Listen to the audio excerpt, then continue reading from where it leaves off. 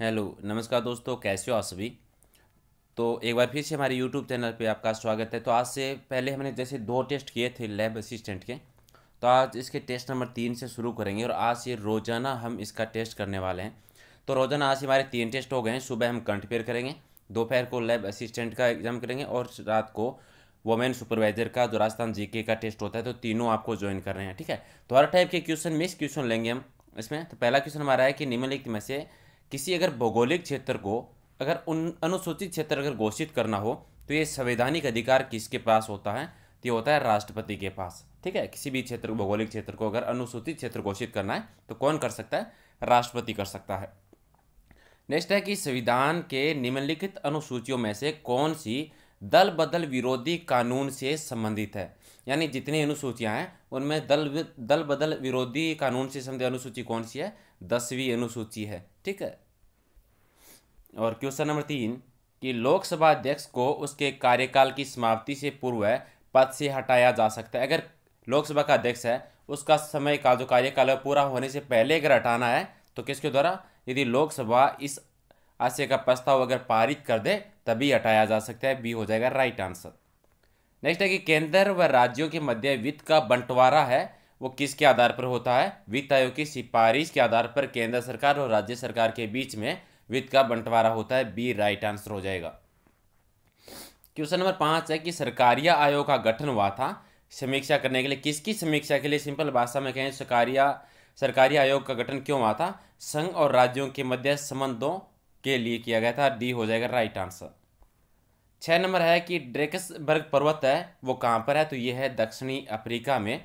और question number 7 कि भूमध्य रेखा के निकट किस प्रकार के वन पाए जाते हैं। तो भूमध्य रेखा 0 डिग्री जो है, भूमध्य रेखा के मध्य पास में जो है उष्ण कटिबंधीय प्रकार के वन पाए जाते हैं। डी हो जाएगा राइट आंसर। नेक्स्ट है कि सबसे अधिक ऊंचाई पर स्थित दूरबीन वेधशाला कहाँ पर है। तो सबसे ऊंचाई पर दूरबीन वेधशाला जो है वो है भारत में। और क्वेश्चन नंबर 9 कि निम्नलिखित राज्यों में से उस राज्य को चुनिए जिसमें सर्वाधिक संख्या में वन्य जीव अभ्यारण्य यानी नेशनल पार्क और अभ्यारण्य सर्वाधिक कौन से राज्य में, सर्वाधिक जो है वो है मध्य प्रदेश में। सी सही उत्तर हो जाएगा। क्वेश्चन नंबर 11 के निम्नलिखित में से भारत का कौन सा क्षेत्र मृदा अपरदन यानी एरोजन से अत्यधिक प्रभावित है। तो चंबल घाटी है वो सबसे ज्यादा प्रभावित है। राइट आंसर क्या हो जाएगा, डी हमारा सही उत्तर है।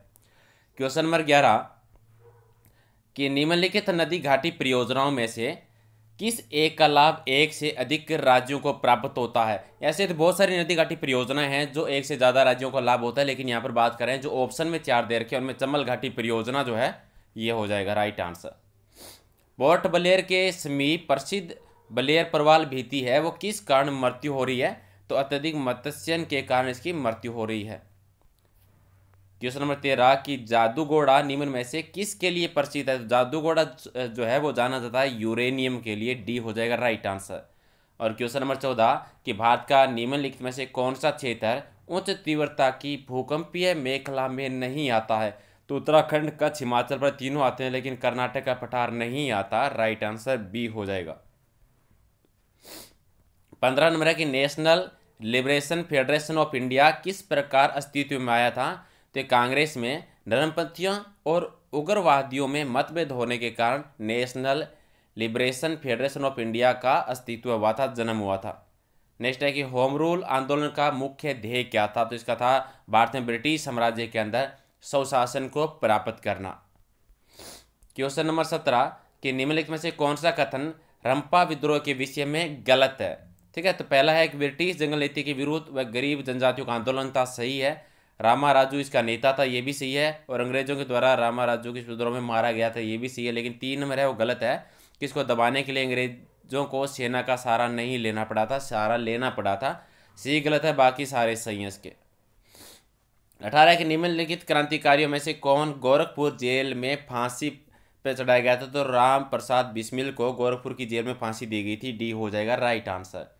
और निम्नलिखित में से किसके पक्षधर नेहरू थे किंतु गांधी नहीं थे। तो बाहरी औद्योगिकरण के पक्षधर है वो नेहरू जी ने समर्थन किया था लेकिन गांधी जी ने नहीं किया था।